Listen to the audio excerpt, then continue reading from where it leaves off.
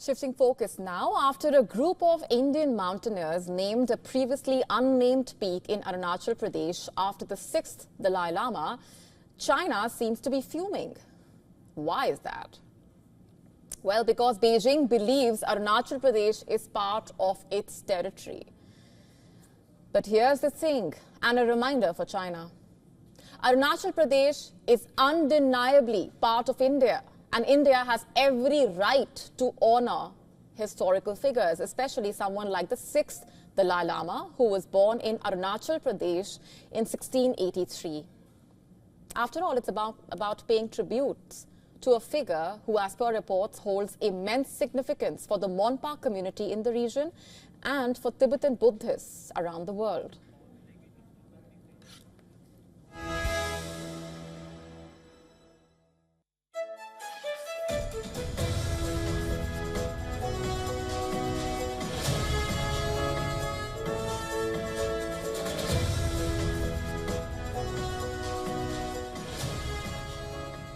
As per reports, the 15-day expedition was led by the National Institute of Mountaineering and Adventure Sports under the Ministry of Defence of India.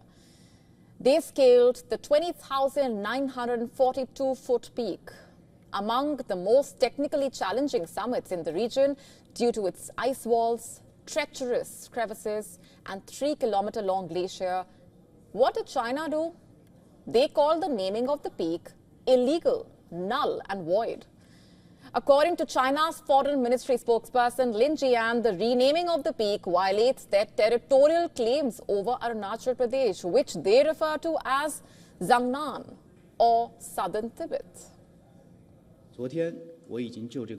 I've answered this question yesterday. The Southern Tibet region is Chinese territory. India's establishment of the so-called Arunachal Pradesh on Chinese territory is illegal and invalid.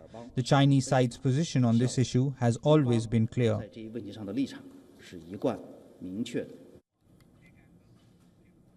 Now, let's just take a step back and look at the broader context here. China's objection to this peak being named comes at a time when the two sides are reportedly working towards disengaging troops along the line of actual control in eastern Ladakh. Yes, there is a talk of reducing tensions, building consensus, disengaging troops. But even as China says one thing, the actions do speak volumes in another direction. You see, for years now, Beijing has been engaging in provocative actions, whether it's renaming places in Arunachal Pradesh or building infrastructure in disputed areas. Just this past March, China, as per reports, renamed 30 locations in Arunachal Pradesh with Chinese and Tibetan names. But this was nothing new. It's part of China's ongoing strategy to try and assert its claims over the Indian state. And it's not the first time, of course. They did the same in 2017 and again in 2021. Each time, India firmly rejected these name changes. The renaming of places by China does not change the facts on the ground, after all. Arunachal Pradesh is a part of India. And it's not just names that China is objecting to, really. China regularly objects to any Indian leader's visit to Arunachal Pradesh as a way to reinforce its territorial claims. A case in point is from earlier this year itself, when Prime Minister Narendra Modi in March visited Arunachal Pradesh and inaugurated the Sela Tunnel, a crucial infrastructure project that enhances troop mobility in the region. And soon after, China raised objections to that visit.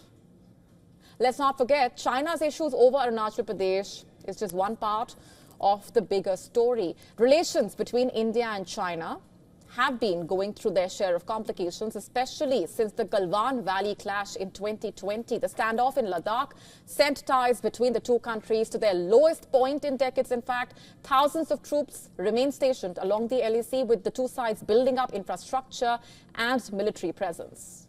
So while China continues to make noise about Arunachal Pradesh, India stands firm. To stay up to speed with the latest news, download the WION app and subscribe to our YouTube channel.